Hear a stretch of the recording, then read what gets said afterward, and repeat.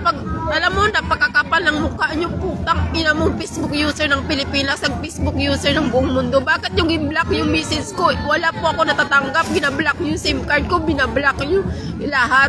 Anong klase kang utak ang ining presidente ka ng Pilipinas? Eh lahat hawak ko naman, wala kayong karapatan.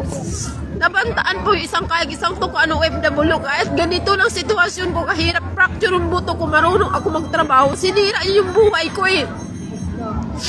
Hindi po ako natatakot sabihin sa mga tao na yung sitwasyon ko kasi totoo naman eh. Hindi naman ako lang sinungaling. Hawak ko naman lahat ng dokumento. Akin lang. Bakit niyo ako binabantaan na patayin kung kidnapin, kung anong sinasabi niyo sa akin? Binablock niyo lahat. Binablock niyo minsan yung message ko. Binablock niyo yung video ko. Alam mo, putak, kang smuggler kang swapang ka. Haling Ferdinand Marcos ka, patay ka na. Pero hari ka, buhay kang ahas na magnanakaw. Di bali na lang, hindi ko makuha yung pera ng buong mundo yan. Kayo naman lumamon eh. Dapat wala kayong kahihiyan. Lahat dinatakpan nyo. Sasabihin nyo pa doon sa probinsya. Kausap ko pamilya ko. Wala naman ako doon sa probinsya namin. Dito ako sa Manila, homeless. Sakali nakatira ako saan ako matutulog. Gusto manglilimos ako para ako makakain. Tingnan yung ginagawa sa akin. Lahat binablock nyo. Alam mo, ang kapal ng mukha, mahaling rapi tulpo ka. Kung hindi dahil sa OFW, ginamit yung story ko. Tapos nag-trending kayo sa Facebook, sa YouTube. Putak, ina mo, gago ka. Hindi ko, wala kang kahihiyan. Talaga, hindi ako natatakot. Kasi totoo ang sinasabi ko. Hindi naman ako sinungaling. Pero kayo ang number 1, kaswapang, kasmagler ni Sara Duterte, kang si Ferdinand Marcos. Wala talaga kayong putak o kaluluwa. Tingnan yung ginagawa sa akin. Wala kayong bituka.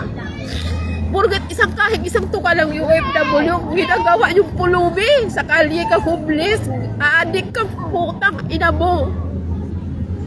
Hindi pa ako natatakot sasabihin sa mga tao, kasi totoo naman yung buhay ko eh.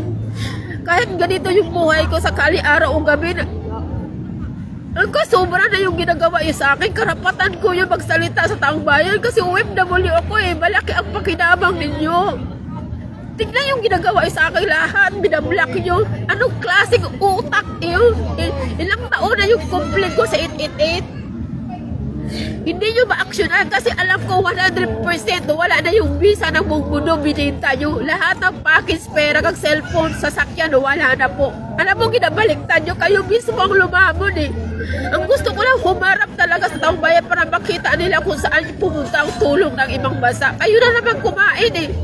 Kaya gagawa ako at gagawang paraan lang, makahanap lang ako ng pera, makahakuan ako ng private abogado. Lahat sasabihin ko naman totoo eh. Lahat kasi binayaran nyo mula Quezon City. Ako naman nanalo doon sa main office ng IDLRC sa Quezon City. Bakit yun?